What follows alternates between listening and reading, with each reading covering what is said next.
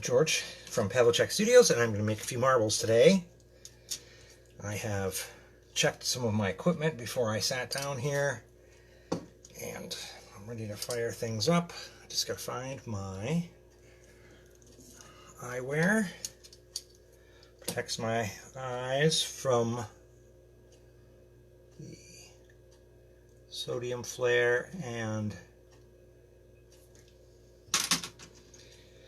harmful UV and infrared wavelengths that come off of the torch when the glass rods are in there. So let's turn it up. We're going to make two of the marbles that I showed earlier in the pre-show. One's going to be a what I call a deco flower. It's a two-dimensional flower over a solid core. There'll be 4 flowers with a certain amount of petals. They can either match or not. And they will have a plunged center. So once the petals are made, the petals will be brought together in the center by a rod getting poked into the center, which will pull the petals down and in. That center plunge I'm going to make a special piece for. Oh, hello, people joining us. So I'm going to make a special stamen, which will be the center that I'm going to plunge in to bring the petals together in the middle. I'm also going to make a vine piece that I'm going to decorate the central core with before I even add the flowers. So the design of the marble is going to start off with a solid core. There'll be a vine decoration. There'll be the flower petals. There will be the plunged center stamen, which will bring the petals together. And then on top of all that will be a layer of clear that will put on with a series of melted clear glass rod gathers, hopefully not trapping a lot of air inside. So the first thing to do is going to be to get a core of whatever color we've chosen for the core. This one's going to be black. The petals will have 2 layers. There'll be a white. The petals will be white, and then we'll have a transparent orange color over the clear, which will give the petals a little bit of depth. So the first thing I'm going to make is a stringer, which is aventurine dust. So it is sparkly copper. And this doesn't take a long time to make, but it does take a little practice to get right. So the first thing I'm going to do is I'm going to take a little copper aventurine bead. I buy these by the strand. And this is either glass with copper trapped in it, or the mineral aventurine, which was discovered after this was already being manufactured in glass factories. So I'm going to heat this up by flashing it. And flashing, if you've watched me before, is the way we're bringing the glass from room temperature on up past its first strain point, which is around 500 degrees. Thin pieces of glass are not going to have stress from the outside temperature of the glass to the core temperature of the glass, so you don't have to flash them as much. Temperature is going to come up evenly throughout the small diameter or thickness of whatever we're heating, so there won't be like a cold area on the outside, on the inside, and a hot area on the outside that's expanded. Like when you put an ice cube into warmer liquid, you hear it crack. That's because the outside is heating up and the inside is staying cold. Same thing with the glass. So 1,000 degrees difference. So I've taken a little clear glass rod and I put that little aventurine bead on there. I keep that warm. I'm going to clear, very nice clear, very high quality clear. And I'm going to coat the outside of that little aventurine bead with some very thin clear. See, it's red hot. Ooh, Barbie's here. Your sister's watching. Kathy! Mary will be here late, probably. That is her want, Yes. is it not? Yeah, so now I'm going to take the clear and swipe it on that aventurine. I'm going to go all the way around with that.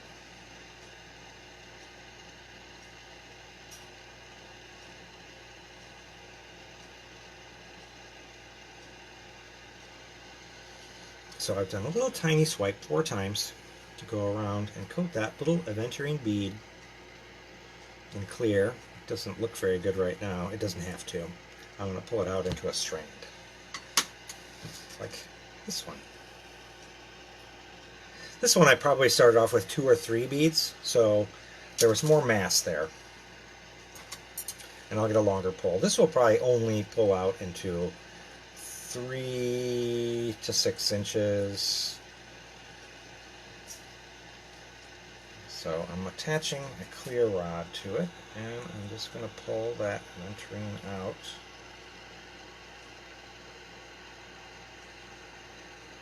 And it's done.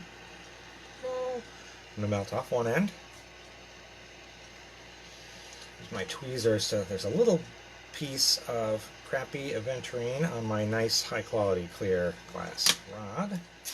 Dump that. And there is the clear aventurine coated rod that I've pulled. And that is a very sparkly one.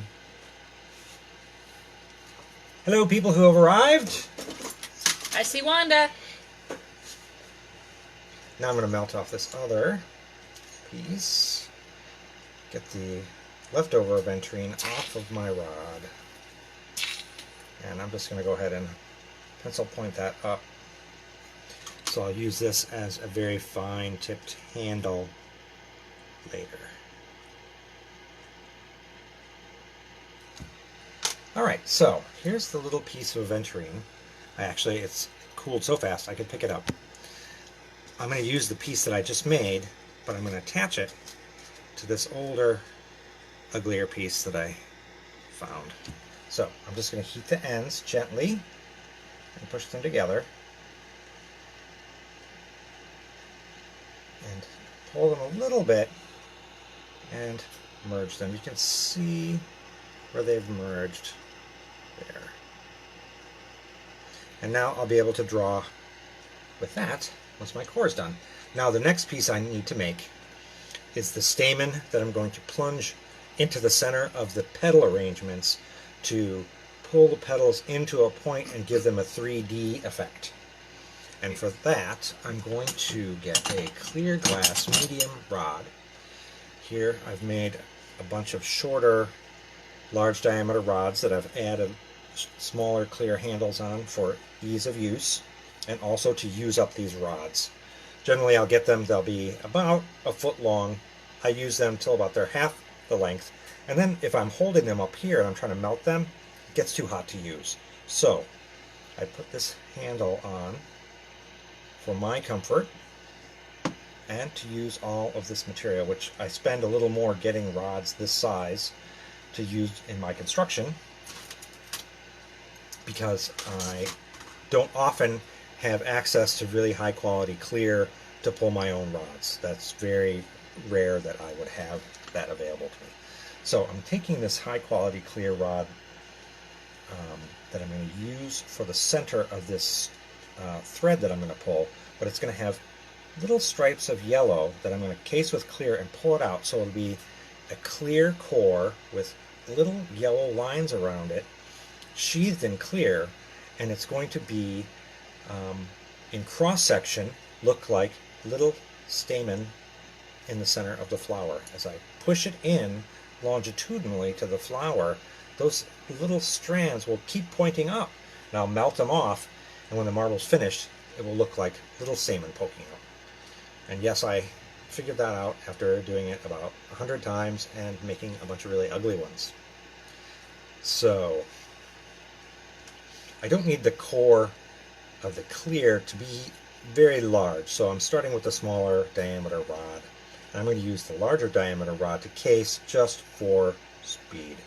So there, I put a little tiny slug of the yellow glass that I'm using for the stamen on the core of clear. I'm going to do that a few more times in rapid succession and then show you that. Then I'll melt them in ever so slightly so that when I case it with clear rod, I'm not going to trap a bunch of air at sharp juncture points.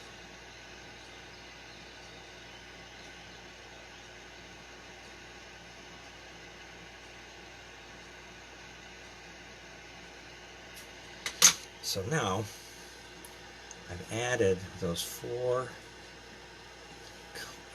yellow slugs, little worms of glass alongside of the clear rod. I'm going to melt them in a little bit.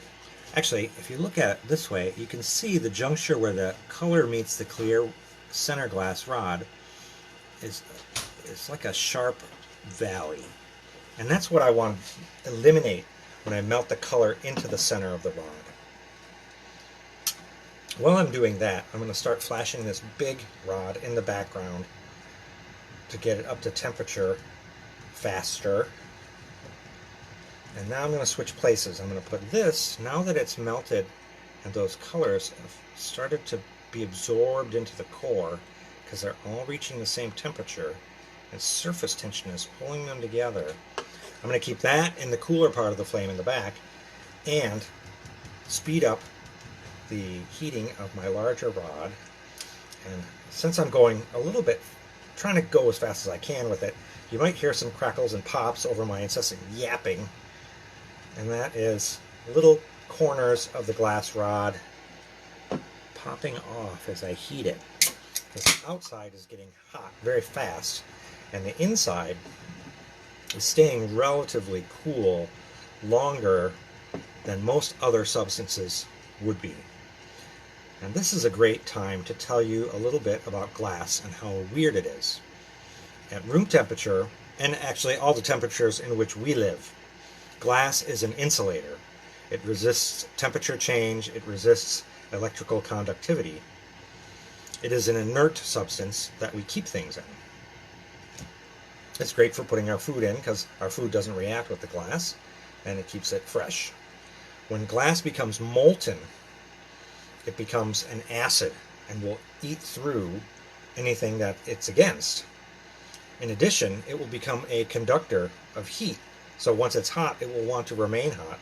And it also conducts electricity like a wire. So if you have an electric kiln that has electric elements in it, whenever you lift the lid, you have to turn off the current to the elements so you don't electrocute yourself. I'll tell you a story of how I know that.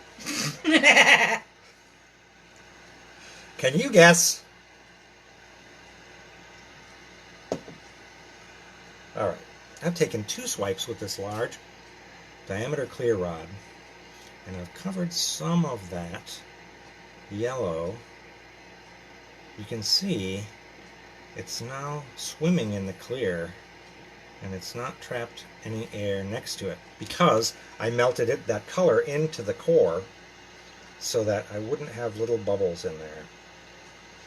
Another way to not get bubbles in is to make sure that the temperature that you're joining the 2 pieces of glass are very similar.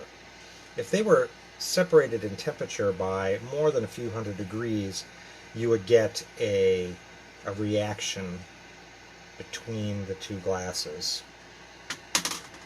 It'd mainly be that any air that was momentarily trapped would bond with the colder surface that you were adhering the 2 pieces with. Alright, now this is looking crooked, but everything is encased the way I like. So, even though it doesn't look good, it looks good to me. You can see it. All the colors cased. Now I'm going to heat it, and I'm going to try to pull it out into as much usable strand with the stamen in as I can get. So, I'm going to switch this glass rod, which is one of my handles, to a steel rod on the free end. Then, I'm going to melt this rod at the joining point where the rod is plain till the rod has color, and pull it away from the larger section of the rod, and then attach a steel handle to the other side. And very soon, Barb sitting next to me is going to say, "Stop calling it a handle and call it a punty." Because it sounds cooler, right? Yes, it does. It does. I'd rather have you know what the words I'm saying mean than be using a word to which you have no information ascribed. Now I've got the handles on both sides of this. It doesn't look super even, and that's okay because I'm going to pull it way out to a very thin line. So I'm going to get the heat evenly distributed in this slug of glass. I'm going to leave it a little bit cooler at the ends because I don't want this metal handle ends, the punty ends, to pull out of the glass. So the ends of this football are going to be cooler, and the middle is going to be very hot. And then when I feel that the temperature is just right, I'm going to pull it into a thread, and I want it to be about a 2 millimeter, so I'm going to slow down when the portion is in the middle is the thickness I want, and then adjust my rate of pull so that at the ends I have an even width. Now here on the end I didn't have it quite warm enough, so it got a little bit mushroom shaped. That's alright. I'm going to melt that metal punty out Sorry, I wasn't here. and quench it in water.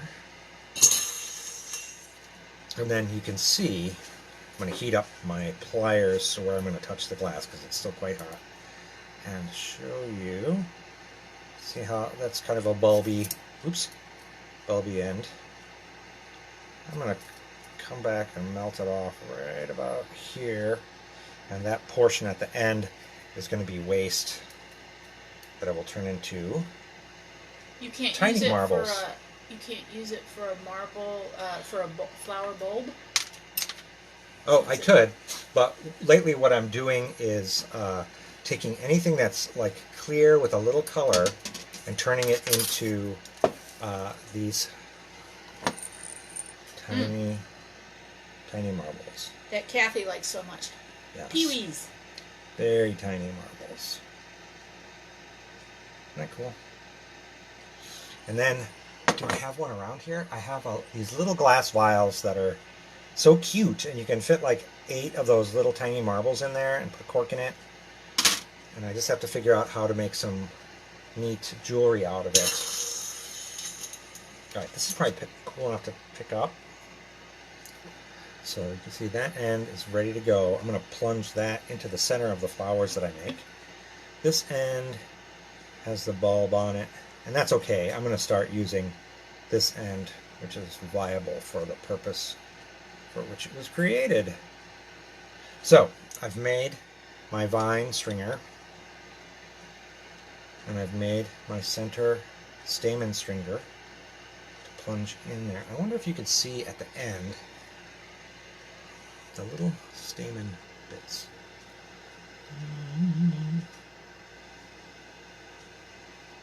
No. Maybe if I cut it. I'm going to use a tile nipper and cut that little piece of rod at the end. Cut it off. Beep.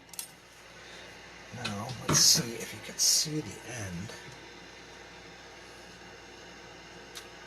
This torch is kind of in my face.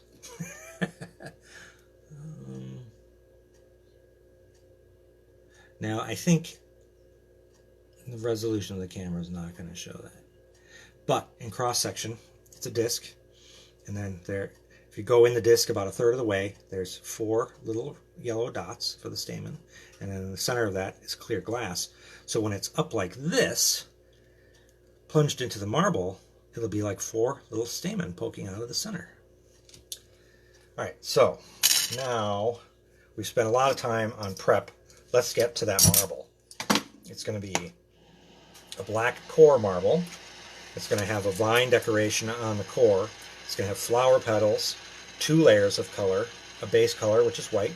Transparent orange goes over that to give the petal color depth and a little bit of wave. It adds to an organic living feel to the otherwise hard substance.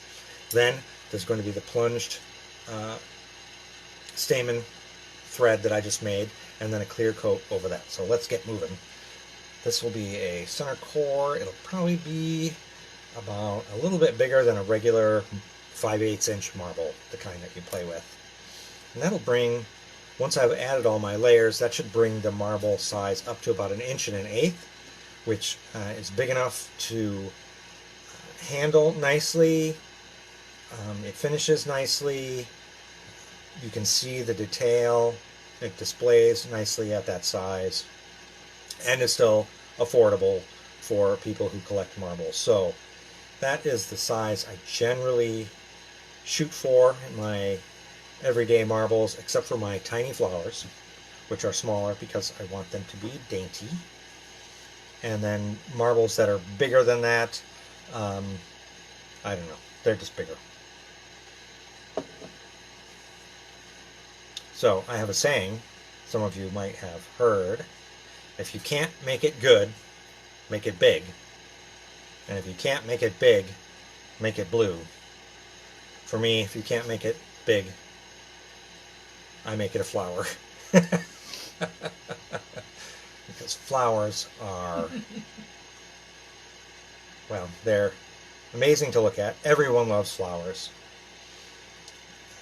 You can make them hyper accurately and they're beautiful. You can make them messily and looking half crushed and they're still beautiful. There's so much variety.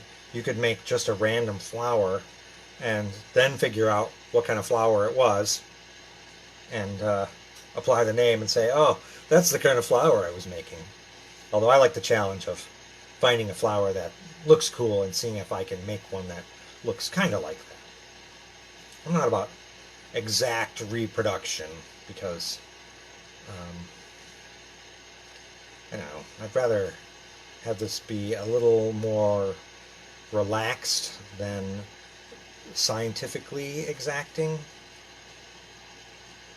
I've done the scientifically exacting, and when I'm experimenting with a new technique, I do try to reproduce my results over and over again to develop my technique. But then when I'm making something that I just want to look alive and like it's in motion even when it's sitting still, or that a breeze might move it, I want that to come from a semi-relaxed attitude where I'm not consciously thinking about everything quite so hard. So while I was yapping, I was making the black core of the marble that we're going to be working on. It's not quite big enough yet, but I thought I'd show you my progress. And what I've been doing is taking 2 rods of the color that I want to use, and I melt them together so that they touch. And then I'm rotating them and then turning the axis a little bit. And as I turn the axis of one, it catches the center gather and brings itself into what I'm working on. And then I straighten it out again and melt it. And each time you do that, the gather gets a little bigger. This one froze. It got too cold, so I gotta melt it again. It won't take long. It's not that cold. Looks like a kidney. I wouldn't know. I'm a glass blower, not a doctor, damn it.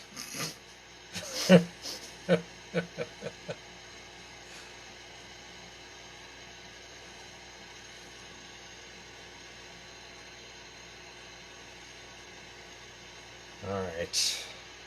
I'm unfrozen. I'm twisting that back into a gather. I'll start shaping it in just a moment. So now that I have it the size I want, I'm going to detach one of the rods that I was using to make the gather. Then I'm going to round it or sphericalize it and attach a metal handle punty to this end.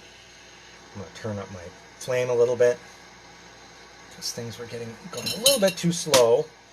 I was using a smaller flame earlier because I was making those tiny encased threads that I was going to need later. Once I surpass like the 3/4 inch gather side, I usually turn my torch up a little bit. I'm going to flip this back a little bit like that. If that becomes an issue later, we'll adjust again. Let's see, is that working? Yeah.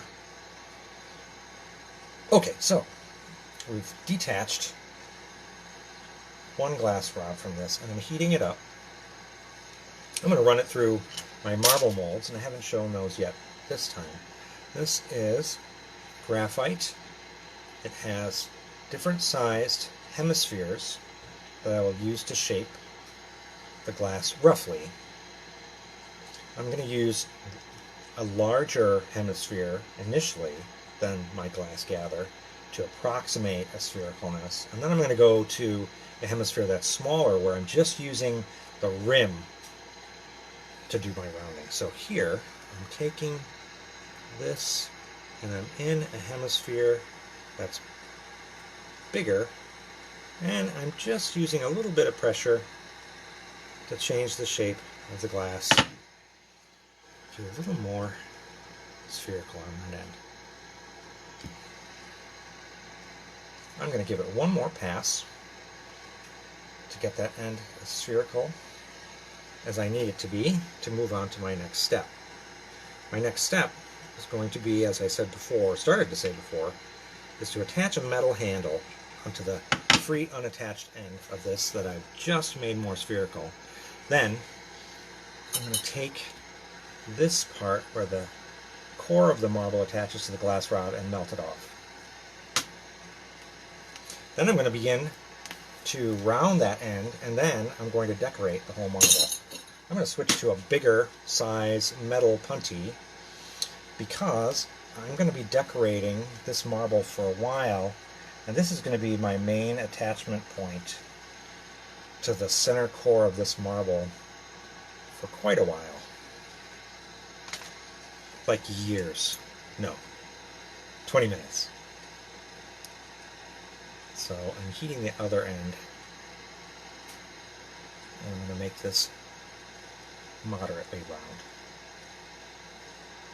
Now, if we go back to the summary of what I was talking about for the procedure of creating this design, once the core's ready to decorate, like that, semi-spherical, it's the color we want, I'm going to add a vine decoration that's going to twist from one pole to the other wavily as sort of a simple background image for the petals that I'm going to add. And that will only take a moment.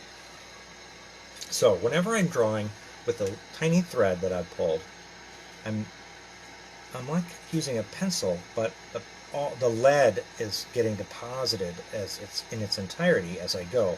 So this is getting shorter rather quickly as I'm leaving like a string of glass on the surface of this core.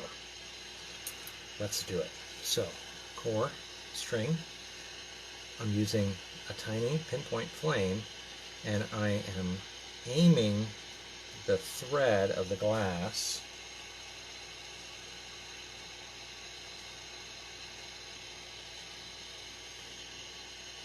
right at just to the side of the marble, and in that space between the air and the cone of the flame is just the right temperature for the glass rod, the glass thread, to melt without deforming or oxidizing. And it has deposited on the surface like a giant worm.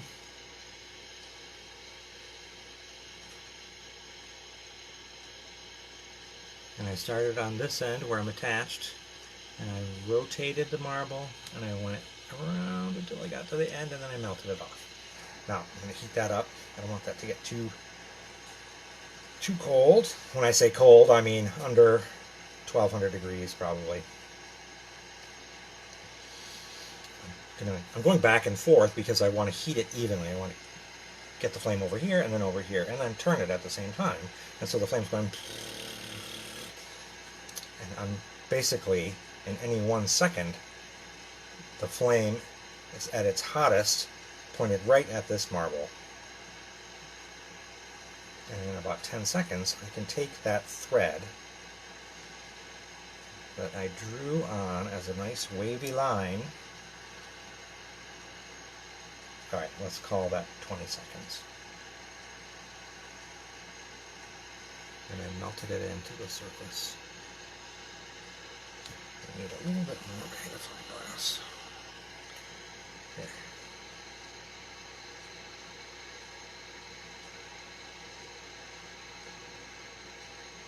Alright, now I'm going to do the petals. The petals will be a series of concentric circles. Each flower will be its own concentric circle of base colored dots, in this case white. I'm going to do 4 flowers. I'm going to do one at the end. I'm going to do it in thirds, just to this side, to the handle side of the equator of the marble. So let's put one of those on behind this hemisphere of the marble towards the handle. In one, if I were to divide that half of the marble into 120-degree quadrants, in one of those 120-degree quadrants, I'm going to put 5 little white dots in a pentagonal arrangement. There it is. And those will be the flower petals. I'm not going to melt those in right now because I want to position all of my petals first, and then I'll melt them all in.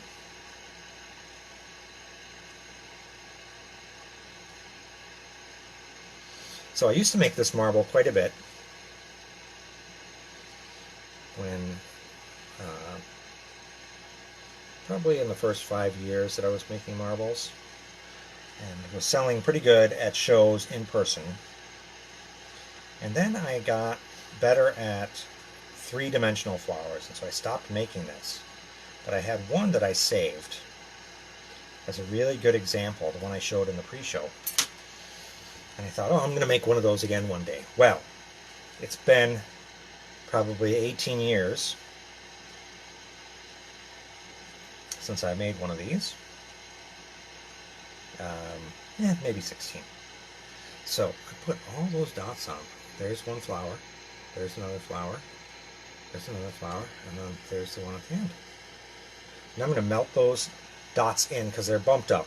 Where I took the rod that I was melting, I melted the end and I just touched it to the core of the marble and left a tiny dot on the surface, but it's humped because it's not like paint. It's actually like wet clay that you're leaving on the surface. That hardens almost immediately. Sort of like gack, if any of you have kids. That's stuff that kids played with, made out of baking soda? Cornstarch, I think.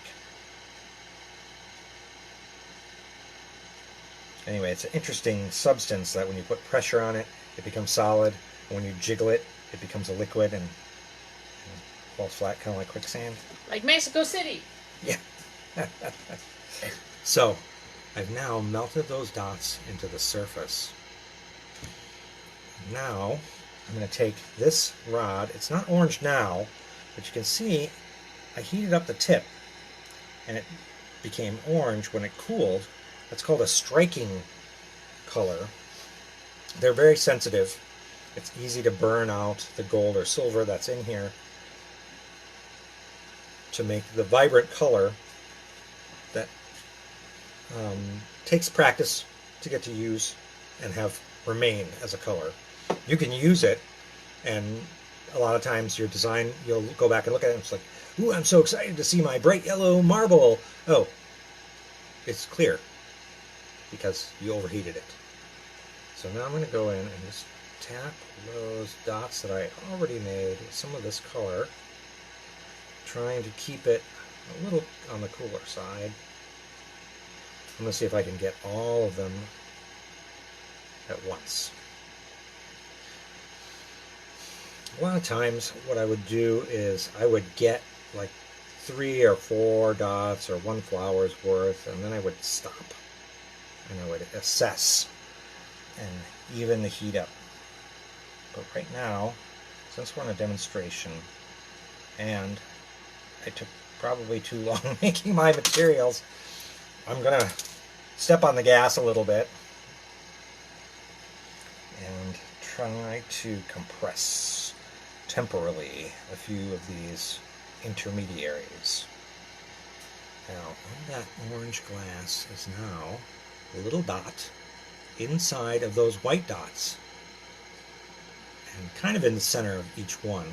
So when I melt these orange dots in, ooh, you can see them in, there they are on edge on the portion of the marble facing away from the handle. And then if you look at them straight on, you can see the orange. Isn't that cool? Alright, so this is getting cold, so I'm going to heat it. The thing that's coming up next is the exciting part. I'm going to gently melt all of these petals into the surface. And then each flower in turn, I'm going to melt the center of the flower as much as I can, and then poke this stamen thread in and hopefully drag those petals towards the center, giving them a leaf shape, since they're just dots now. There's a couple ways I could do this, probably a little more neatly, and I think I am going to do it that way. And the way I'm going to do it is I'm going to do the one on the end. I'm going to plunge the stamen in, then I'm going to put a big blob of clear over it to protect it. Then I'm going to change my handle over to the other side so I have a better shot at these other flowers. Right now, you can see the area of the flower closest to my handle is not melted in as smoothly as they are on the rest of the marble. And I think that's going to be a problem for making the design of the flower symmetrical as it pulls into the center.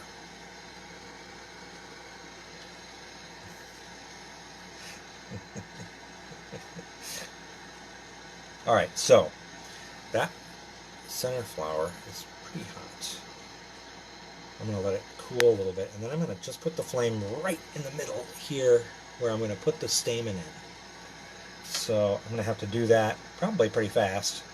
I'm going to heat up the thread so the end rounded back over and is warm enough so that when it plunges into the glass, I'm not going to get an oxidation reaction. So here we go. It's going to go in. I'm plunging it in. I'm actually pushing it in probably 3/8 of an inch. And then I'm going to melt it off. So I pushed it in. It's dragged those flower petals towards the center. And you can see the little bitty stamens poking out. So now the area where the stamens are joining the flower is a sharp valley, and that's going to trap air later. I don't want that. So I'm going to, before I case that, I'm going to get my little pick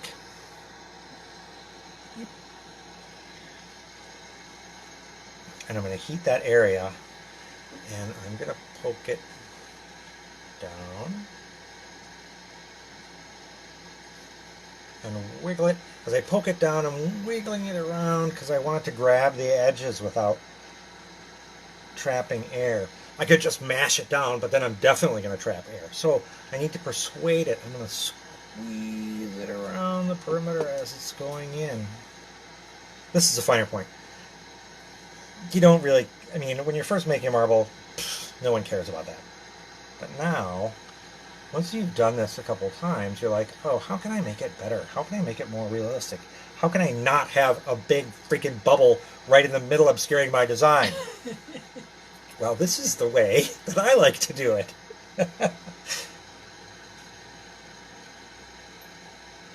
Oh, it came out good. All right, so now I want to case that area in clear. So I pushed it in.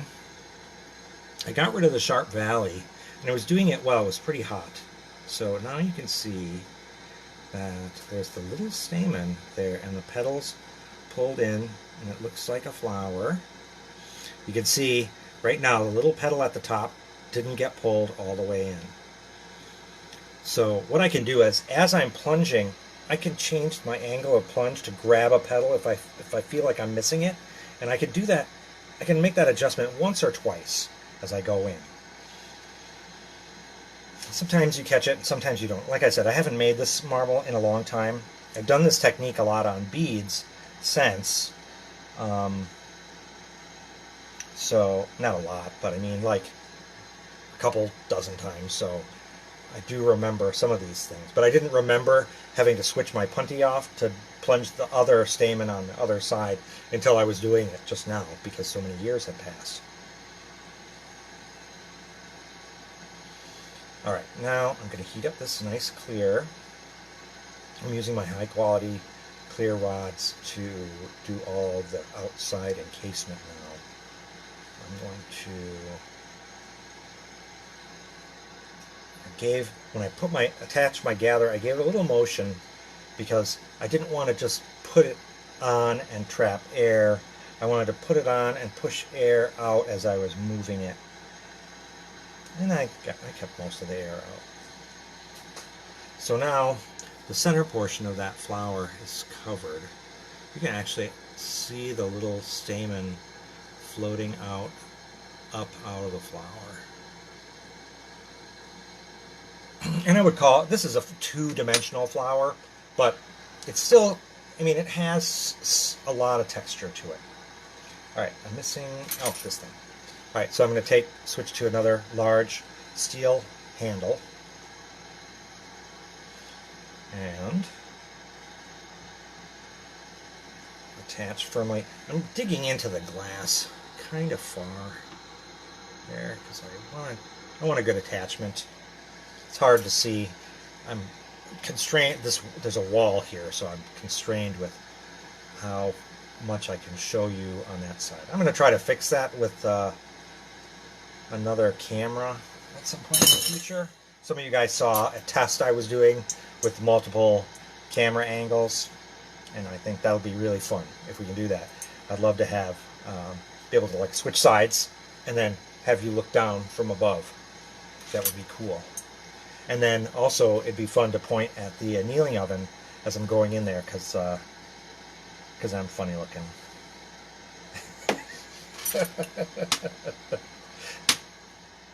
So now I'm melting in those stubborn last petals that that were bumped out before. Someone said they looked like raspberries. So now they're smooth. Now I'm going to plunge. You can see the center where I'm going to plunge in the stamen. So get that hot. I'm going to pick one that I'm going to work on first. And I'm going to see if I can get around and show you going in there. Nope. Flame's hitting my arm. So I go in like that. And I think I got all those. Get that off. Well, everything is hot. I'm going to go ahead and see about pushing that one in.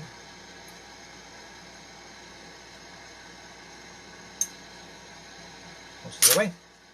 And we got it. Do the other two.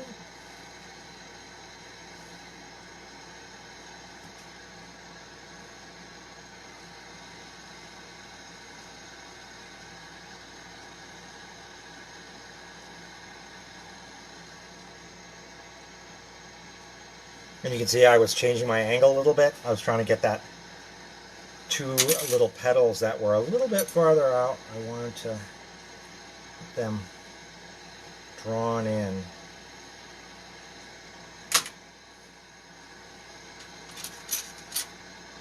Now I've made this big stamen stringer. I'm going to have to make some more of these. Say that 3 times too fast. Stamen stringer. Stamen stringer, stamen stringer, stamen stringer. I can't do it.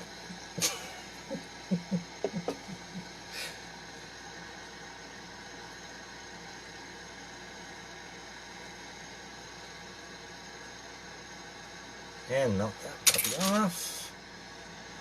Push it in. That was a long one. These are going to be the comedy flower here.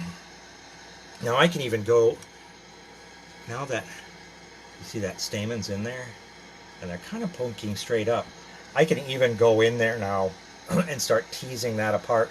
I could make that into the petal, the next layer of petals in a bloom if I wanted to. Just go in there and grab each of those little threads individually and pull them outwards a little bit. So now they're coming up and falling over. Alright, now, rather than mess with that anymore, I'm going to melt that work that I just did, the plunge stamen that was pulling those petals to the center to make it look pointy and flower-like rather than just a couple of dots. I want that to pull cohesively back into the core. Then I'm going to get my large clear rod, which I'm going to start heating up right now. And then I'm going to coat thinly but nicely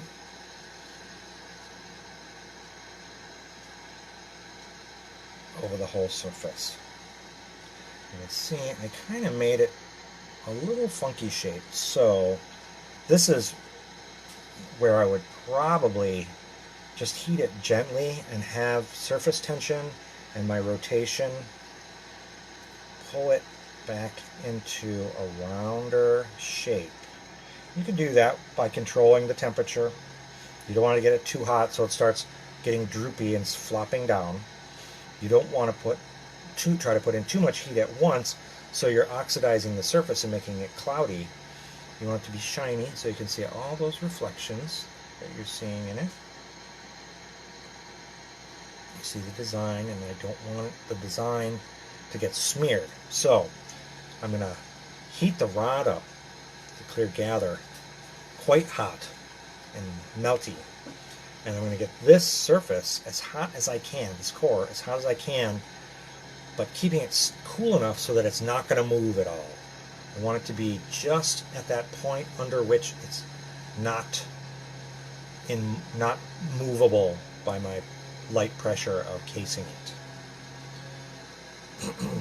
Tyler thinks the coloring is really good. And one of the things about color is that, you know, you see it and it looks orange in this case because it is orange glass, but it's going to, when it starts to cool, it's going to become clear.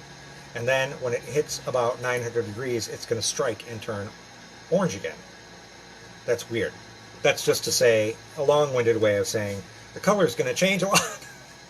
And the final color really won't appear until it's cooling down to about 350 degrees. Alright, so you see when this starts doing that, that means that's really hot. And so I want that to be hot, but I want it to be clean. I don't want anything on the surface. I don't want oxidation. So you have to be patient to get the right gather. And when I'm touching these gathers on, I'm going to push a little and then pull a little. And the reason for that is that, again, I don't want to trap air. If I just went straight on, I'm going to make a sharp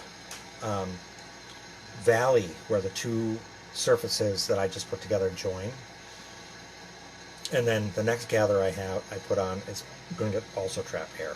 So I'm heating those valleys where I put on that previous glass so that they smooth a little bit. And then when I put this on, I'm going to push into those valleys and then along them and then pull back. And so then I've put glass on there covering the flower, it's hard to see, without trapping air. I don't want to let it get too cold because then I will definitely be trapping air. Once you get going on this process, you want to keep it moving. So I'm going to probably do another 4 gathers in rapid succession, and then I'll show you the horrible, horrible mess that it looks like before I round it again.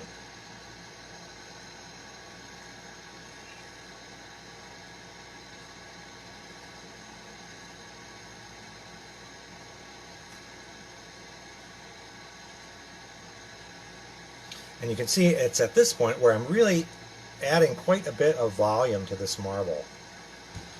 The magnification factor of the clear glass and round surface is going to make all those flowers that I put on look much bigger.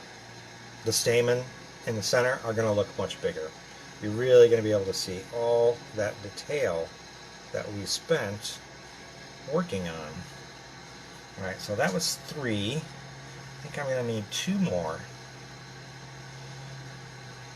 And I'm running out of my big clear rod here, so having 4 to 6 inches of the medium-sized clear is about what you need to case a marble this size. And usually I'll use the long rods, and then when I get to about half their length, I'll set them aside, and then one day while I'm waiting for my kiln to heat up to do finish work, or if I don't even want to use my kiln that day, I'll just take rods and make handles, do prep work essentially. You know, like if you work in a kitchen, there's those guys in the basement that are just chopping vegetables. That's my version of chopping vegetables. Pulling these threads, putting handles on glass, pulling these rods out from bigger rods, recycling glass. If I have like little colors of chips or little short pieces of these, I can rejoin them. I can mix them up with other colors and spin them around. Mixing color takes a long time because you really have to twist things like 100 times to get the color to merge and react. So that's a good thing to do when you don't even have the kiln on. You just flip on the torch and you're melting stuff, but it's just sitting back down on your bench. It's not becoming a finished product that needs to anneal. When I'm talking about annealing, you take the glass after working temperature. As it approaches 1,000 degrees, you want to get it into an oven, which is about at 960, 970 for this brand of glass. And you're going to hold it there for usually for an hour for every 1/4 inch of thickness, they say. If I'm doing marbles about this size, I leave them in for about 2 hours after I've shut off the kiln, which means they've been in there for probably 3. And then over the next hour or 2, I will ramp down the temperature. So when I'm done with this demonstration, by 10 o'clock I'll have everything turned off and it's cooling down. If I'm doing smaller work, I can do that a little bit faster. Anything over 1 inch, I really want to make sure that it has at least 2 hours in there. If I'm doing bigger stuff, I'll take that out even twice that long, 4 hours. So if I'm going to do big stuff, I do that in the morning. So I have all day to babysit it. And it's not, I mean, it's not an exact science either. It's just like you don't want to shock it. You don't want it to go too fast. If it sits there for an hour and you know, you were supposed to turn it down, but you didn't, no big deal. You turn it down when you remember, and that lengthens your whole process, but that's all right. As long as you're not in a hurry to get somewhere, I guess.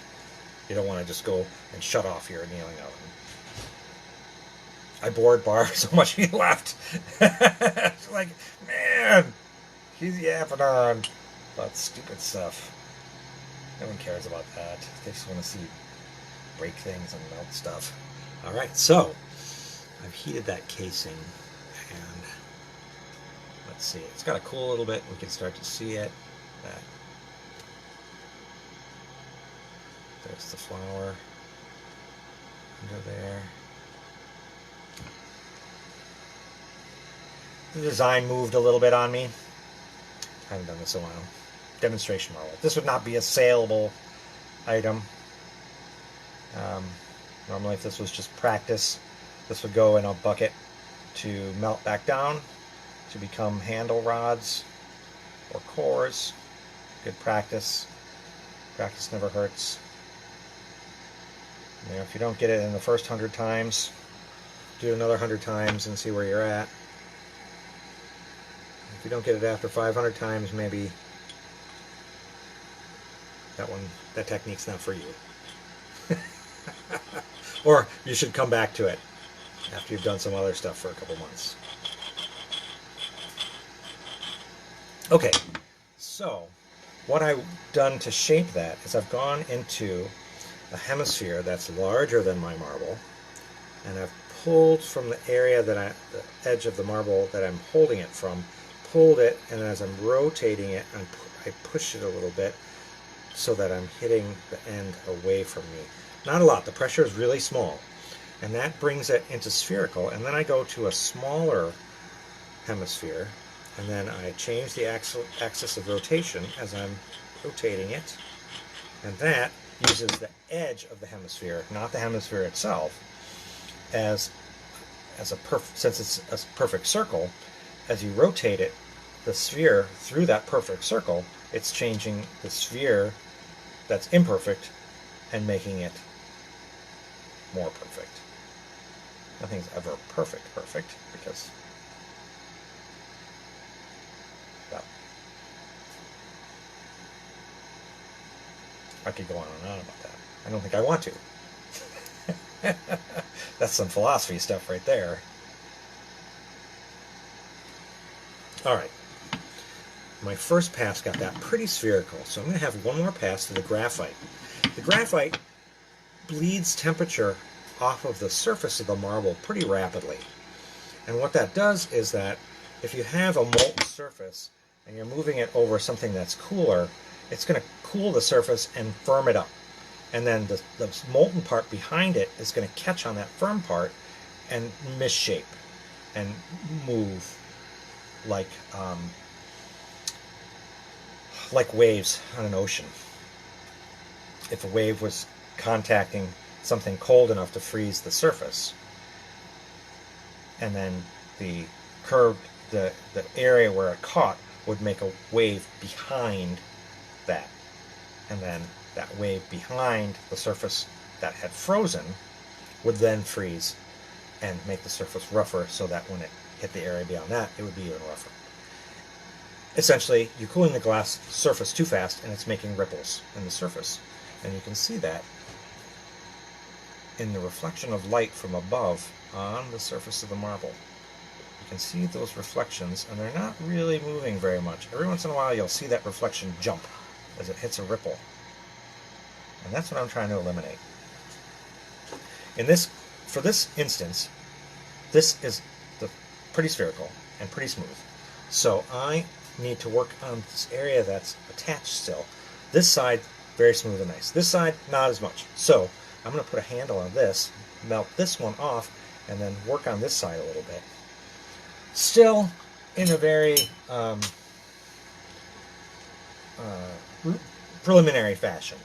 And then this side I'm going to get really, really round and smooth. And I'm going to attach a glass handle to it.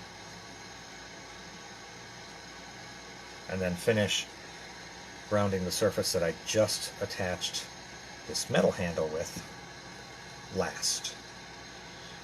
Not last. Next. There's no last. Until when we're done, we're done. Until we're done, it's not done.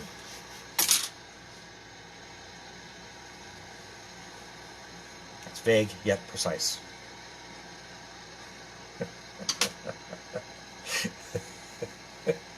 Is that right? Yeah. Okay. I thought I was going somewhere with that. I think I got there. We won't mention accurate. Well, I wanted to avoid accurate, yes, because I wasn't accurate. I know, and I could tell. All right, so the end that I just attached is now very hot, so I'm going to give it a rough shape, doing the thing I described before. I'm going to start in a hemisphere that's bigger, and then go to a smaller one. And I really only have a few seconds to do that, so sometimes I do it pretty fast, and I can't show you those intermediary bits, which are actually quite interesting, but they just go by so fast. It's very difficult to see. Now, here you can see the reflections jumping where they hit the ripples.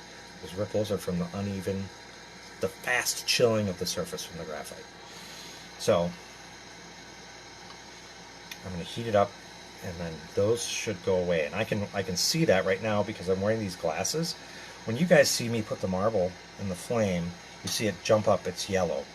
That's a sodium flare, they call it. The reason it does that has to do with electron shell excitation of the glass changing its state from solid to liquid to gas. We don't care about that. We say, oh, I can't see it when you do that. If you wear these glasses, you can see that because it eliminates that part of the spectrum, as well as any UV or infrared light that can damage the corneas of your eyes.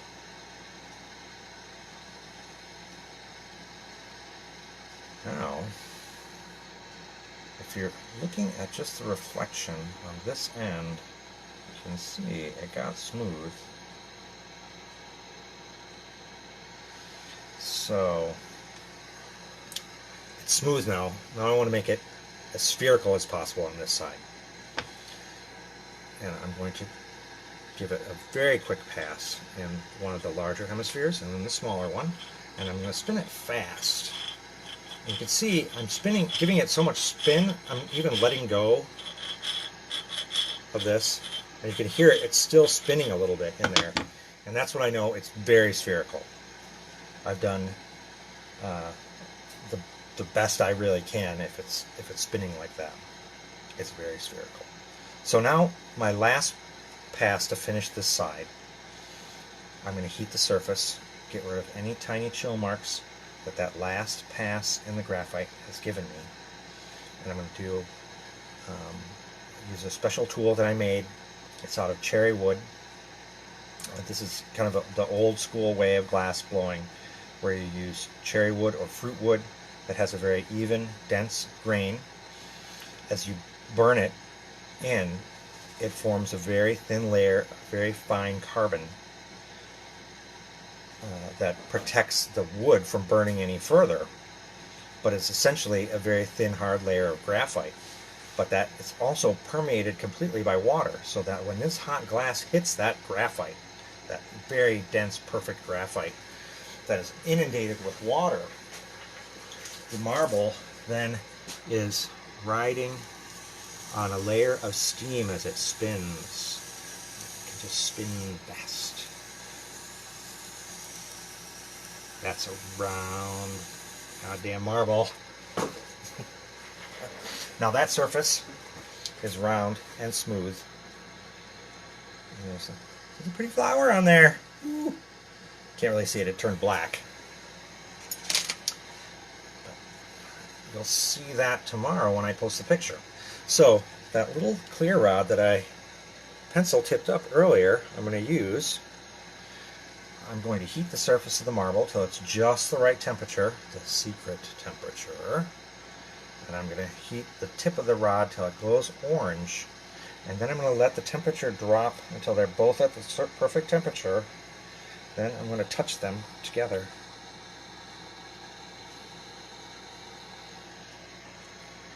And now that's hopefully going to hold the marble.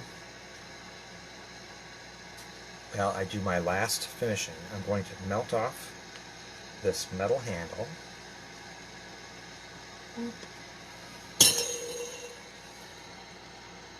it off. And it's got a little tiny piece of glass pulled out from where I overheated that punty rod and pulled it out of that clear glass. I'm going to heat that little nub that's poking up. I'm going to sort of superheat it till it glows white. And that'll show me if there's any imperfections or disgusting oxidized metal in it. And it's not, it's perfectly clear. Any dirty glass that I wanted to pull away came off with that rod. It was at the end, this metal rod, this punty. And then I put it in water, it quenched, and the glass just disintegrated off the end as dust. Ready to use again. If I pull a lot of glass out, and there's a big slug attached to the end of my handle, and I put it in the water, sometimes it won't all come off as frit or dust. So you'll hear me going, trying to get the glass off the end. Or sometimes you'll see me doing that with pliers. I'll tweeze off some glass and be like, oh, I can't get it off of there, come on. So normally I have 2 bottles of water and 2 tweezers. So if one gets messed up, I can switch to my next one. Alright, that marble is looking a little bit egg-shaped on this side. You can see it just a little. So I want to give it one quick pass through the graphite molds just for like a second to see if I can remedy that.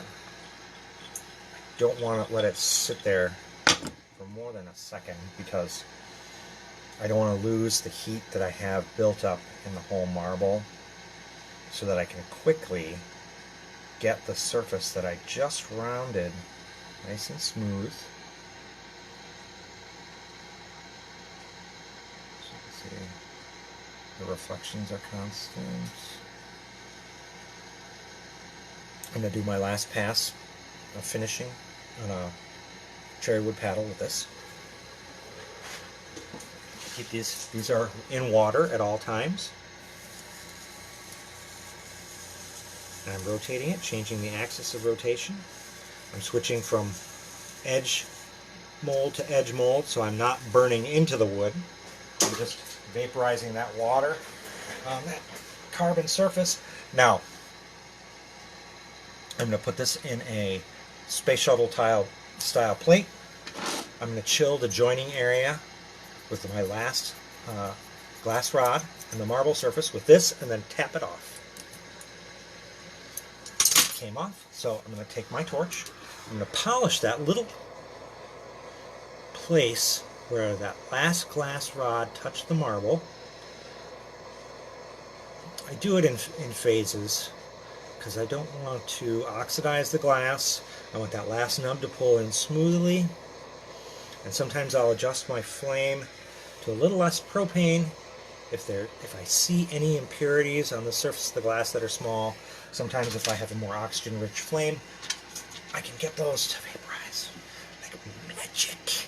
Now I'm heating up a piece of wire that I bent into a special marble pliers. I'm going to heat this up until it hits just orange like that. I'm going to let it cool until it just goes black. And that's about 1,000, 1,100 degrees. Then I can go and pick up my marble without shocking the glass. This marble is still at about 12 to 1,500 degrees. Now I'm going to put it in my annealing oven to sit at 1,000 for several hours.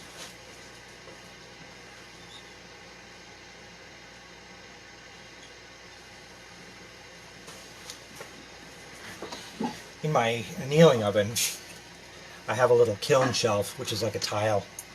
And then to keep the marble from rolling around, I have some popcorn salt. So I can, before I turn the kiln on, I can sweep that popcorn salt flat and then make little divots with my fingers. So I think I might make as many as 5 marbles today. I'll put 5 little divots in there, usually on one side. And then I might do beads on the other side so that they're not touching the marble. And Barb just asked me why I would use popcorn salt rather than table salt. Table salt has pretty big grains, and they're actually square. And so they have sharp corners, and if your kiln is a little bit too hot, or your marble's a little bit too hot, when it hits those grains, those little grains will poke into the surface and give it a slightly dimpled look. So using popcorn salt, which is like dust, it doesn't vaporize, it doesn't dissolve at the temperatures that we're using in the annealing oven. So it's great. It's like a fiber blanket that you'd use to insulate a kiln or something really hot, or a forge. But you can change the shape of it every time you go in there. So like I'm going to do 3 big marbles, or I'm going to 3 big divots in my popcorn salt, or I'm going to do 6 little ones. Sometimes if you're doing the same production over and over again, you don't even have to mess with it every time. Anyway, Jim is doing a science lesson for me. Thank you, Jim. Catch everyone up on anything I might have missed. All right, let's see. Whoa, we went over an hour for that flower marble. So I am going to start a quick Kaleidoscope marble. Probably be about a half hour. I just want to mention the fact that this weekend I'll be starting the auction for the best of the blue cornflowers I made for ALS, Association of Wisconsin. And I figured the easiest way to do that is to just do the eBay auction, and then whatever the total it sells for, I will donate to them. They have a thing on their webpage. I can just transfer it right over.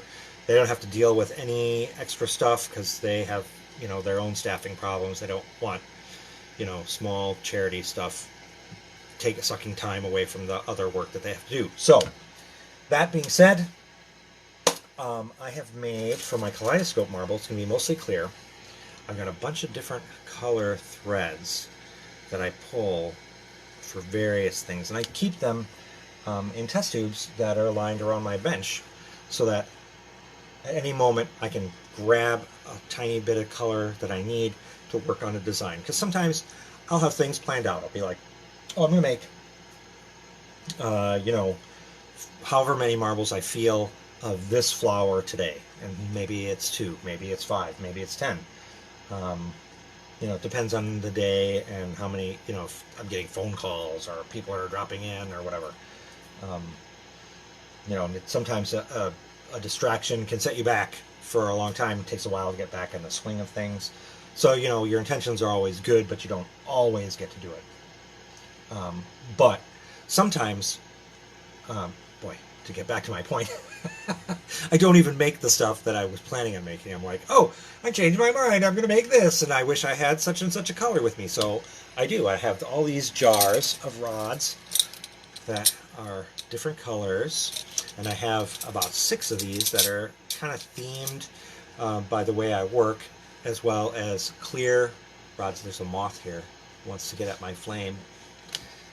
And so if you see a big whoop and a flash, it's because a moth has flown in there. That happens pretty often.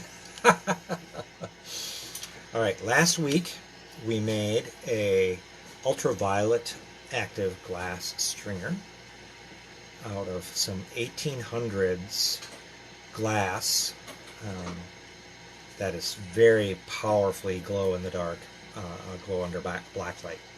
Radioactive? And the glass, a friend of mine, not a friend, an acquaintance of mine, found some and bought a bunch, and he had it tested to see if it was safe to work with. And it was, and so he's like, oh, I'm going to sell it a ½ pound at a time or a quarter pound at a time. Anyway, it's hideously expensive, but it lasts forever. I bought, as much as I could afford at the time, like $70 worth, back in 1998. And I haven't even made a dent in it yet because I mix it with clear down to this little rod, just for like putting dots of stuff in there. And then, you may not even see it in the design of the marble, but you put a black light on that marble, and there's a whole second design in there that you can't see. It's invisible until you put the black light on it. And one of my main ideas for making marbles is that it's beautiful, of course, from the main direction you want to view it from, but it also looks good all the way from every angle. But then my next step is like, oh, how can we make it look good in another way, like a secret way? It looks good, let's turn off the light and put a black light on there. Bam, something else happens. Amazing. All right, so let's start that last Kaleidoscope marble. And these are pretty quick. I'm going to take a large rod for the core. Just going to be clear. I'm going to get it warm, not too floppy. And then I'm going to take a bunch of different colors and make lines of dots. Then we're going to case those. We'll twist it up, make it round. I don't know if I finished the story upstairs during the pre-show, but one of the things that initially got me into marbles was making kaleidoscopes. And so I'd make these kaleidoscopes and I'd make these stained glass wheels for them, and they were okay, but they weren't great. And then I started using this special mirror. It's called front surface mirror. So the reflective surface of the mirror is actually on the top of the glass rather than behind a layer of glass. Whoops. I wasn't flashing enough on that piece of rod. cracked right off. That's another thing that goes into my recycle bucket. Anyway, so the front surface mirror made the image of the kaleidoscopes much brighter, but there were still these fairly kludgy stained glass wheels. And so I thought, oh, if there was a marble in there, the marble would, make the design, but be small. And all the little designs in a marble can be very tight. And so you'll be seeing that, and with this new mirror, it's going to make the image very bright. Well, I couldn't find any good marbles to do that with. I mean, very few. And even less that were of a nicer size that fit with the idea of the focal length and the diameter of something you want to make a kaleidoscope out of. So I was like, oh, I'm going to make that marble. I've always wanted to do glass blowing. I did technical glass blowing in the chemistry department at the college I went to. And I was like very interested in the idea of making my own glass for stained glass. So, getting the colors that I want, getting the textures that I want, getting the thickness that I want. And I never realized that dream, but I had started using little glass rods to make beads and marbles and stuff like that. And they were very small at first, and my equipment was terrible, and I had to upgrade my equipment and try to make bigger things and more complex things until finally I could make marbles the size I wanted for kaleidoscopes. But by that time, I had no interest in making marbles for kaleidoscopes. I was making marbles because marbles were cool. It was like this, you make a simple sphere, but you could put anything inside there that you want. There's infinite possibility within that sphere. And so it was only after I'd been making marbles for several years and I started to develop my own kind of style of design and techniques and things like that, that I wanted to go step back and approach from a different direction. And one of those directions was to go back to my original hypothesis for making marbles, which was for kaleidoscopes. And by that time I actually had a glass blowing furnace, so I could get these gathers of clear where there was nothing, no melting of rods to get to where the cores of clear that I wanted. It was just space, the inside space of the marble. And then I could decorate the outside very minimally and have all the light go through that and just catch those tiny bits of color for a kaleidoscope marble. And so then, from then, most of the time I don't have that glass blowing equipment running, but I want to make and sell kaleidoscopes. So how do I emulate that glass blowing style back into a lamp working style marble? And the way I do that is with glass rods again, back to the beginning. So I'm going to take this glass rod and I want to make a core out of it. So what I'm going to do is I've made a gather with a little ball. I'm just going to make a little separation line with my scissors. That's where it's going to separate. I'm going to get a little bit smaller. I'm going to get a big steel handle. Heat that up. I can heat that steel up really fast because it's a great conductor of temperature. So in like seconds, it's ready to grab that glass. When I get an attachment point like that, I'm actually digging into that glass like 1/8 of an inch. So I can see there. Now, with that area that I constricted, I'm just going to melt through with the torch. And then you'll see at the beginnings of a gather. Now, I want my design to have something nice to sit on. I want it to go on consistently. I want the things I put on there to go where I want them, the way I want them. So I need a consistent shape to do that. This is not a consistent shape. This is a turd. So the first thing I want to do is take the areas that are poking out and squish them in. Eventually I want this to be a cylinder. that's flat on either end. Yeah, mostly one end. So, I pushed in that biggest part. Let's see if I can get you to see that next one. Push that in. Oops. Now I'm going to roll it on a marver plate. A marver plate is a flat piece, flat work surface. It can be made out of marble, it can be made out of steel, made out of graphite. Anything flat and resistant to flame. Most people like steel these days. It's easy to get. I like to use both steel and graphite. Graphite isn't porous and soaks up oil or form rust on the surface like steel does, which are the main drawbacks of using steel. If you have a climate-controlled work area, then using steel is nice. It's consistent. It doesn't draw heat out fast, so you have a longer working time with your glass. When I rolled this out, it was starting to flatten rather than roll, and I only have like a few seconds before the graphite pulls the heat out. That's good and bad. I want to quickly get this into the shape that I want to use, and sometimes a steel marver plate is just not chilling your work fast enough, and so you're sitting there rolling back and forth on that marver plate.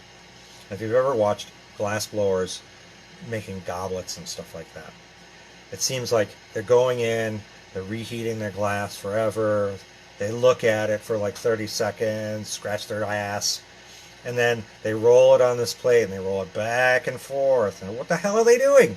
Rolling it back and forth. Get it right and finish and move on. You're boring the crap out of us. Well, that is why I like a graphite marver plate. I'm rolling it out into a cylinder right now, and as I roll it, I'm also coming in and flattening that end. A traditional glass blower might take several passes to get that shape, or several minutes.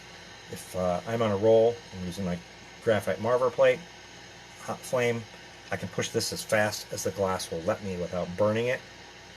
I can be at this shape in a minute. Now, I've got a cylinder. It's flat on the ends. I can decorate the cylinder. I'm going to do a series of lines of dots. So I'm going to turn my flame down to a pencil point, and I'm going to make that first line of dots. So, I just made a line of green dots. On that, oops, I'm showing you the back side. There's the front side.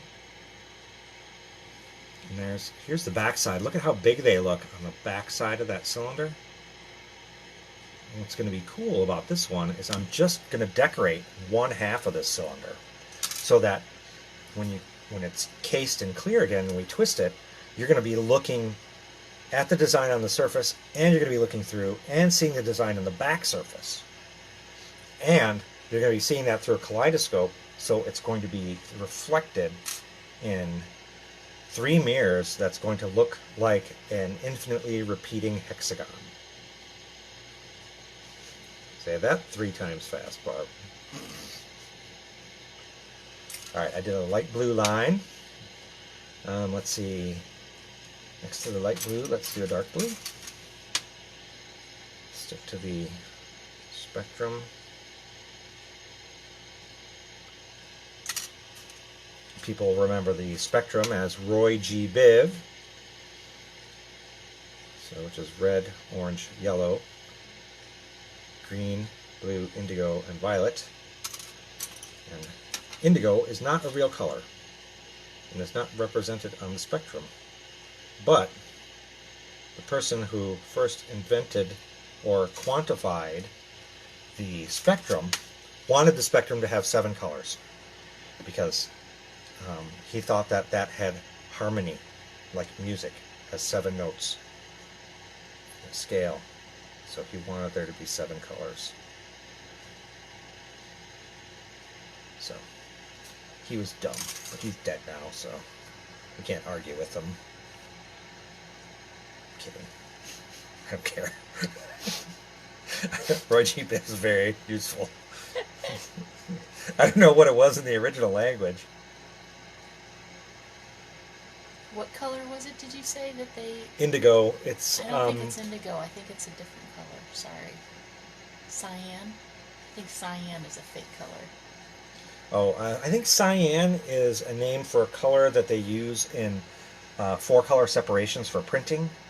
I don't. Right. I'm. That's all I know. So I better stop talking there about that one. Okay. All right. So I've done lines, dots, and lines of colors, and so I've done some on the front, about halfway around. But then I left this whole side of the cylinder naked. Now I'm going to get my clear rod, and I'm going to do a medium-sized clear rod, and I'm going to swipe and case those colored dots. And I'll probably do one line for each line of dots. There's 6 lines of dots. They're pretty close together, so I might only need a few. I'm only going to case the sides where there's color. The core that I gathered that's clear can stay clear. If I feel like I'm really going to mess up the balance and the diameter, I might finish casing all the way around, especially if it's going good. So now you can see the first swipe of clear covering those dots. I'm going to swipe that little clear, little slug of clear over the dots, coat the cylinder. Not worrying about the ends at this point, just that circumference surface.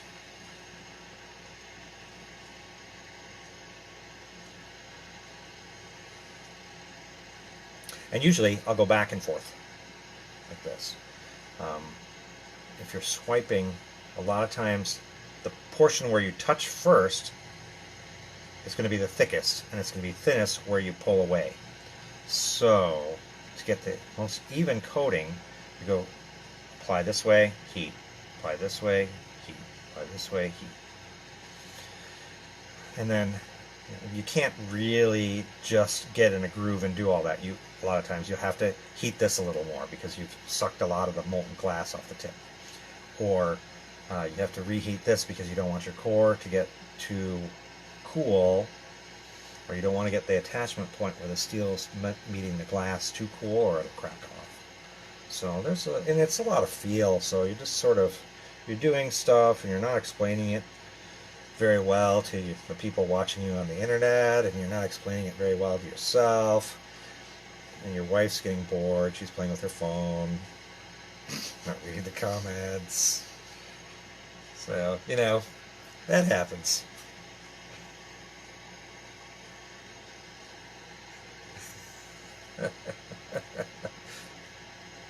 Oh, I wanted to mention a few things that I was supposed to mention earlier. If you want, we have a prize. We often will give out the marble that we're making in the demo, plus another prize. So if you make comments during the show, the demo, then I will know who was present and who is eligible for a prize. If you have suggestions or questions after the performance of stuff that you'd like to see, you'd like to hear me talk about more as myself, or you'd like to hear the puppet talk about it before Marvel's the Puppet is going to do a pre-show next week again, then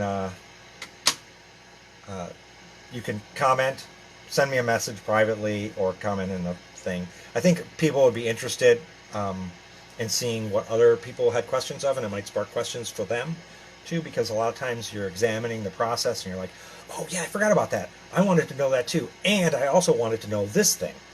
And so if you make it a group conversation, I think we'll all learn more.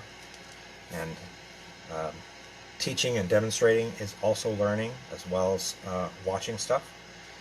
Every repetition you do in your craft, you're learning stuff. You may not think of it at the time, and it may be like on that 11th repetition where you say, oh, that's why. Wanda likes the science. Excellent. Alright, so now I've attached a steel handle to each side of this. It's cased, the dots, and I'm going to just heat up the whole thing. And like before, I want the attachment points where the steel is meeting the glass to be just a little bit cooler, because if they're about the same temperature as the rest of the marble, the steel will just spin. And there's reasons to do that technique, but I don't want to do that one right now. I want the marble to spin in the middle and at the ends more or less evenly. So I'm spinning it, but I'm also, every once in a while, I'm catching either hand and stopping one side or the other from spinning just a few degrees. And it's not something where there's a seriousness of intent for each grab. It's kind of a process where I'm letting go and I'm letting my fingers do what they know, and I have an idea of what I want to happen, and I'm doing it in the way that feels good to me,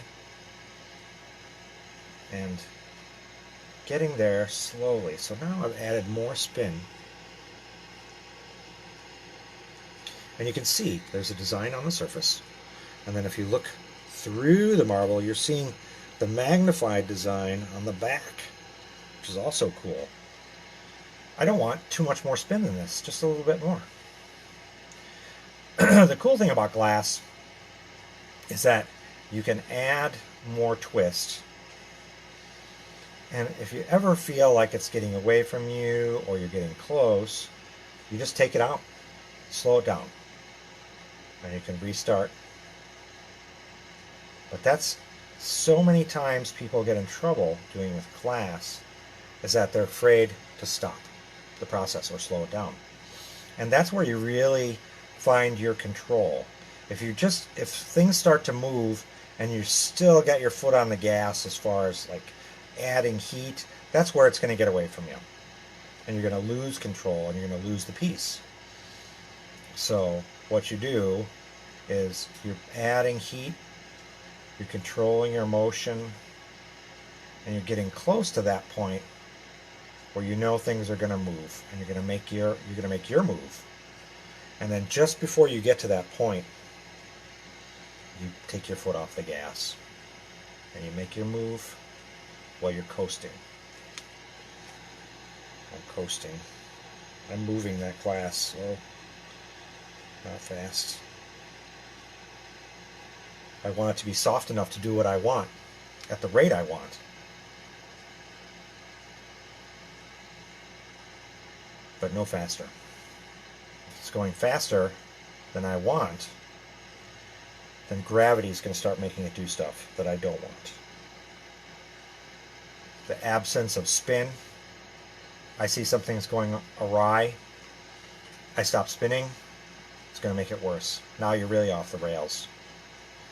Alright, I've added all the spin I want there. Slowed down, way down. Now I just need to make the ends look nice. So they were a cylinder, so the design went to the end of the surface, the diameter surface, the exterior of the cylinder. But the cross-section of the cylinder on the end was not decorated. So it is currently blank, vacant. So what I'm going to do is I'm going to heat that exterior diameter surface has now merged with the end disc, naturally through surface tension and twisting. What I want to do is heat that now bowed end, and I'm going to get in here right at the point where the color ends and get my scissors on there and start pinching it right at the junction where I want the color to come to an absolute point. I'm going to sort of start pinching and draw a little line with the scissors going all the way around the diameter, the circumference of the cylinder, defining that edge.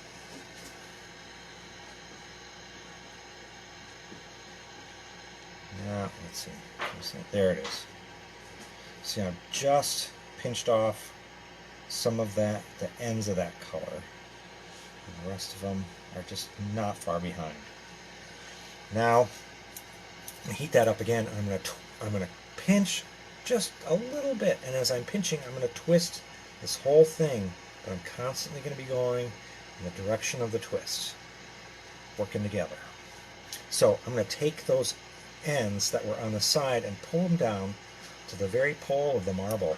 As I'm pulling them down and rarefying them, I'm completing the spin that I put in the rest of this marble. It's going to come to the end and look like it all happened at once. Like this was shat out by a giant kaleidoscope dinosaur. Do you like that one, Barb? Yeah, I did. I just made that up. So, I pinched that as I was turning it. So I pinch, twist a little, pinch, twist a little, pinch, twist a little. And each time I'm pinching down a little bit farther to a point. Like if I was a potter, I'd be separating my bowl from the platen. And there you can see, I don't know if you can see, you see those colors coming to a point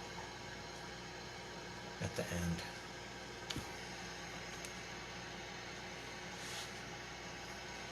Now, I'm going to turn the heat up a little bit. I'm going to start hemisphering this, the free end.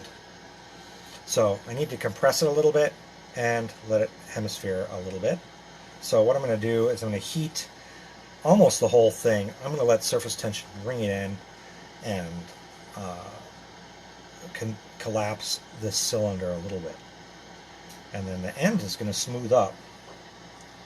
And so you'll see, and what also is going to become apparent is that you'll see that only half of the cylinder had a decoration and it's pulling to that point. Wham, it comes around. And you can see it started to collapse. I'll do that one more time. I'm going to shorten the cylinder through surface tension. I'm spinning it to resist gravity. And then I can change this angle a little bit and bring it back in here. So this is going to want to come downhill towards me. So I'm controlling gravity this way towards the pole of that handle. Also controlling it by letting it sag a little bit, but constantly spinning it so that sag comes up as that goes. It's shortening. Well, let's do it now instead of talking about it. I'm talking about it, and it's not happening because it's getting too cold.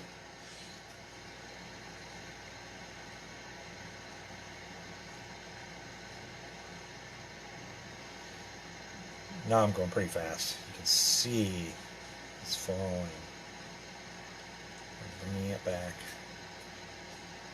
Now I'm happy with the way that's going. I'm going to give it a little pressure in the mold, shorten a little bit more. Now it's just about that egg shape where I can really start putting it in a larger hemisphere and rotating it till it's an egg shape where the whole surface of the marble is riding along the inside of that hemisphere.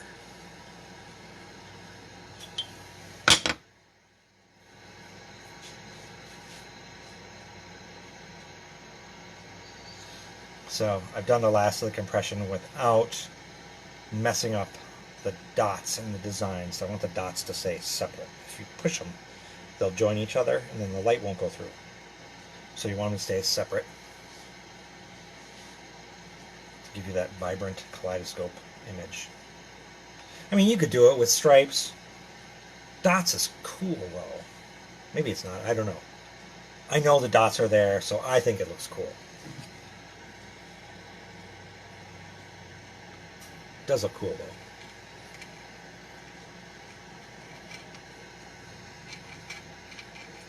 Alright, now that got round. There's almost no color in that marble. Those little dots.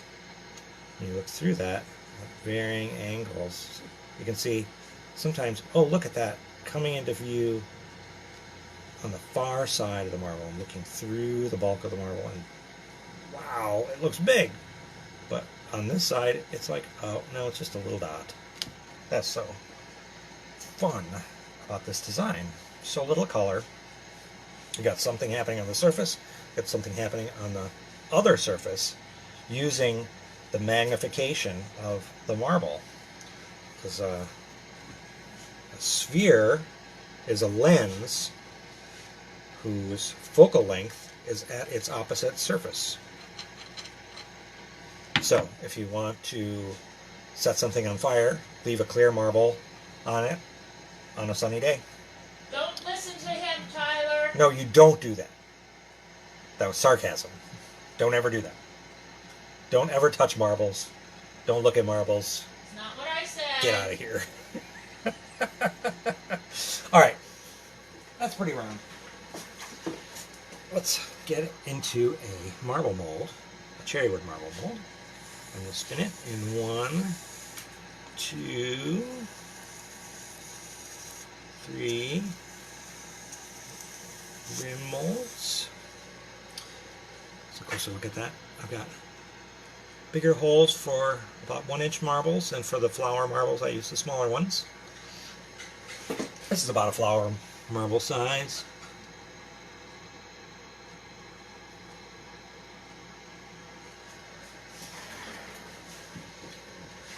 So I have finished this side. I'm going to attach with a tiny pencil point clear glass rod. This rod has started to crackle a little bit on me, so I'm going to kind of start over. I took off the crackly end, melted it off, made a new pencil point on there. And so I want the surface to be just under the point where it wants to move. This pencil point, I want it to get orange, and then as it cools, just touch it to the marble at a small point. And so hopefully I'm attached. There's a partial fusion between the two, but I haven't affected the surface of my work. This is the lightest glass connection point in any glass working. Glass blowing, those glass punties are usually like 10 times stronger than this little one that I'm doing. And this little tiny glass punty is only good for really marbles up to about 1.25 inches. And then I have to switch to a heavier duty one if I'm doing anything heavier than that, because the weight of the marble will break that last one. So when I'm going into these marble molds, I'm using just super light pressure because I don't want to break that joint between this little glass rod and that marble.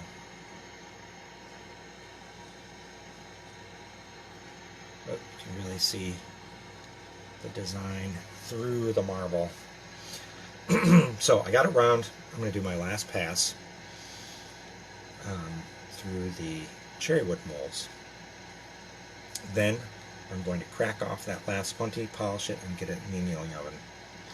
So if you have any last questions you want to compose, I'm going to get to that place in about 2 minutes. So Barb, if you wanted to read for me, if you're still around. Yeah. Okay. Well, way at the beginning, Brad wanted to know about how the thickness of those stringers. Oh, about 2 millimeters. I was going to say 1, but... Yeah, and you get like a different design characteristic out of different thicknesses. And so I've changed my tune on a lot of those over the years. sides. I tend to make them thicker for some reasons and thinner for others, but they're all kind of useful. I think I used to make them so thin that a lot of the detail would then get, they wouldn't even come out very as nice. So I switched to making them a little bit thicker, and it's stood me in good stead. Jim wants to know what the most spectacular explosion of unannealed glass you've ever seen happen. Probably when I was doing vases. Vase exploded and took out everything else I had in the annealing oven, like 12 other pieces. That was spectacularly bad. Spectacular. I didn't see that. I did hear that happen. It sounded horrible. I looked. I peeked in. It was horrible. Carla's going to make popcorn, and she wants to know whether she should use the white cheddar flavored popcorn salt or the yellow standard flavored popcorn salt. On her popcorn, she should definitely use the flavored. If she was going to make marbles and wanted to put some in her annealing oven to hold the marbles from rolling away, she should use unflavored so as not to stink up the place. Got it. All right, I've polished that last little bit off. I'm getting a little pair of wire pliers. I have a bunch of different sizes of these that I make myself. And the size of that loop makes different sizes of marble nice to pick up. So you can see, got that one picked up. I'm going to take it over to the annealing oven.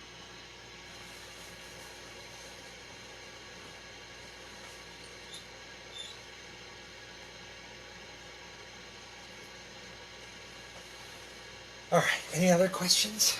Sue wants to know which of your wife's clothes did you throw on the floor in order to get the wire hanger that you made those tools out of?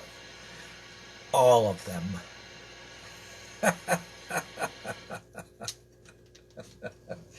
No, but yes, these are wire clothes hangers. And what I do to make these is I have just like copper pipe scraps that I use as a guide to bend those around. And then you add some spring into it. So it's like apart, and you want it to release when you put it in the oven. So when I'm putting a marble in the oven, I can let go and the tension comes off. I don't want it to stay tensioned because that's a 1,000-degree oven. I only have like 1 second to put my hand in there, let this go, and get out. So one chance. And you see, I've also tilted those about 25 degrees back. And that way, if I pick them up and I'm at I'm demonstrating somewhere where I can't pick up the torch, because so often these are attached to the bench for safety.